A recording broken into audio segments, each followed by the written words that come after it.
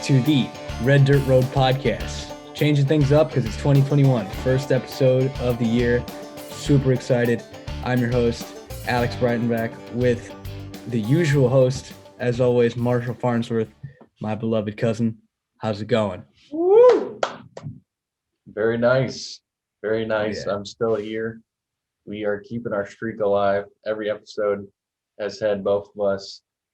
Yeah, I thought we'd mix it up. We're doing things a little bit differently this year. I'm wanting to have guests back on these albums that we had from the last album.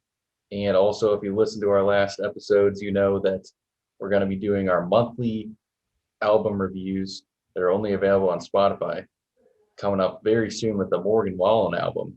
Actually, Oh, that yeah. one might be coming out around the same time as this episode. Yeah, so before we get into the song, I just wanted to real quick wrap up on 2020. Any interesting places that you went in 2020? I went to a few places I kind of jotted down, not places very far. Lexington, Kentucky. I went for New Year's going into 2020. Put-in Bay and visiting some of my girlfriend's family in Indiana, Fort Wayne, Indiana area, and then Louisa, Kentucky, Charleston, West Virginia. Had a little trip there. All right. So local, Yeah. kind of Local, all the yokel sort of states, stuff. all the states that are right next to Ohio. Yeah. The place I went to. How about you?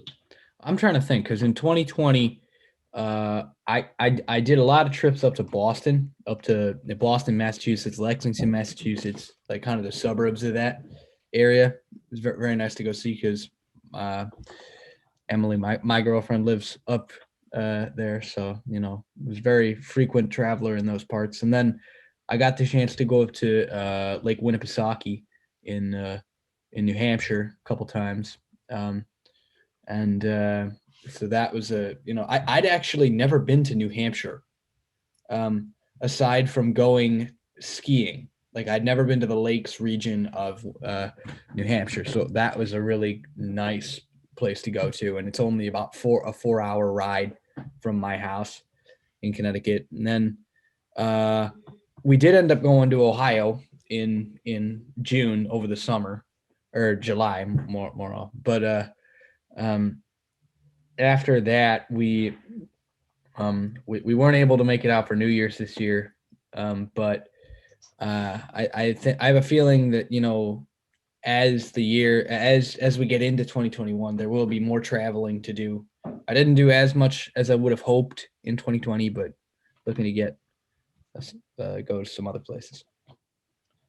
Well, I know we want to make this episode real short, so maybe next time we'll get into kind of where we're looking to go 2021, because I got definitely a couple places. One in particular I wanted to go this last year, much further away. I'm hoping to go this year, maybe the spring, but we'll wait until next episode to reveal that. So, Cheating on the Blues, fourth song off of Brooks Dunn's debut album. It is the shortest song off the album, 2:52, according to Wikipedia. Also, the least popular song off the album on Spotify. So there was another one that was close in there, but I think also their data, if you look on different albums, it's a little bit different. But at least as far as for this album, it is the least streamed song off that. It's written by... I found that very peculiar. Oh, sorry to interrupt. I just wanted to say I Yeah, found I that know very you- peculiar that Yeah. was least popular song because I really liked it. But I'll get into it a little bit. Written by Brooks and Dunn and Chick Raines, which interesting. All of the songs of this album were written by three guys: Brooks and Dunn, Don Cook, and Kix Brooks, Ronnie Dunn, and Don Cook. Some variations of those three, except for this one has Chick Raines. I don't know who Chick Raines is. I didn't have time to. There was no link to Chick Raines, so hey, Chick Raines, hit us up. I don't know, so here's the breakdown of the song. A little 15-second intro. Verse it sort of has two people, a guy and a girl, that have been left by their partners, and Kix, the guy or the narrator, in this case, Kix Brooks, he offers a solution, which is that they should get together. The chorus sort of just kind of describes them having a good time together that night. Quote, cheating on the blues tonight. Second verse says that he's going to pick her up at 8:30, head to the dance at 8 o'clock, or sorry, 9 o'clock. Keep it light, not bring up the past. And it has a couple more choruses and then ends the song. What do you think about this song? I know that you said that you really liked it. Well, the reason I liked it, and I'll get into it, is it's a particular breed. It's a hybrid breed of song. I think it's a different kind of blues. Now, this also reminds me of a more modern day contemporary song. I think it's Sangria by Blake Shelton, but don't quote me on it. But basically, what it is it's got this awesome. Well, it starts with a classic '90s blues riff, like that is the country blues. Good stuff right there. Although I think the fact that it tells the story from both sides, like, both people start the song and they're really down on each other. They're both down in the dumps. They both have the case of the blues.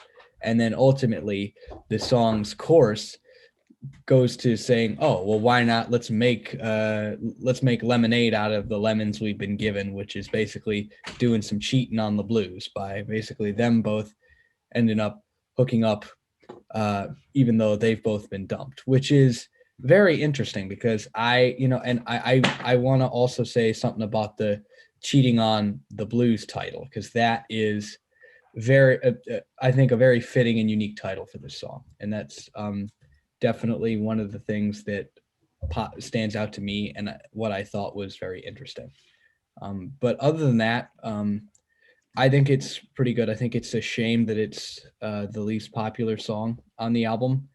I really was surprised at that because the same thing that I said with Cool Drink of Water, because Cool Drink of Water wasn't as popular, but like Cheating on the Blues was also not very popular, and I'm not entirely sure why, because they're both really good songs, and you hear more from Kix Brooks on this cut, less from Ronnie Dunn, but you do hear Kix Brooks get his moment with the microphone, and that is just awesome. Yeah, a couple songs in a row that seem to not feature Ronnie Dunn at all. He helped write the song. The next one coming up, Neon Moon, he's the only one that wrote that. Yeah. And that, of course, it's like he was like, you know what, you take these ones, and then he's gonna come up with a Neon Moon. But I sort of sided more with the Spotify streams on this one. I didn't think it was a bad song, but I did not think it was a great song. I thought it was interesting, some of the, playing words, faithful to these blues. But ultimately, I thought there's really not much to the song. Definitely think it's my least favorite song off the album so far. Really? Okay. It just kind of reminds me of those Kix Brooks self-titled album songs. That was a sleeper album there. Like it doesn't. To me, it doesn't. It has two verses. Really doesn't give me a whole lot to work with. I thought and it's really short. Like why would it be so short? I think there's a lot more that you can build off of here. Yeah, I think it's a song, like if I'm listening to this album, I'm certainly not gonna skip the song. Like it's not a bad song, but it's also like not one I'm gonna just probably play if I'm in the it's car. Not the river. It's not the river. No, it's not the river. No. Absolutely not. That was totally skip worthy. But this is different. No, from my memory, pretty much all the songs in this album I think are good. But I wouldn't say it's a great song, but it's certainly not a skippable song. If this album's playing, oh yeah, I'm playing this song. But nothing too special about it. But it's also short, so that's one thing where I would say since it's not too special of a song, it's kind of good that it is kind of short. So yeah, that's kind of all I have to say about this song. Yeah, I think that's my spiel too. I mean, there's not. It's so short. You know, you covered a bunch of content matter just now, and I think that basically hit the nail on the head. I don't really think there's much you can do much else with this song. Although I think it's interesting that they have what was the name of the other songwriter you was talking about that wrote this Chick song? Rains. Yeah, Chick Rains. I never heard of him. Never What heard a of him. name. Something unorthodox, but is that a guy or a girl? I don't know. Chick Rains. I'll look that up real quick. I don't know. The world will never know. It doesn't come up very easily, but it does say there's a songwriter named Chick Rains.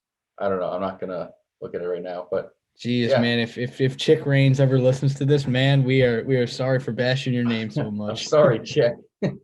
Hey, you know what? Benefit of the doubt. Maybe he was the one that came up with the best parts of the song. You know, the title and stuff. I don't know. Chick Rains, everybody, to reach out to him or her. All right, that is a wrap, and the first official episode of 2021.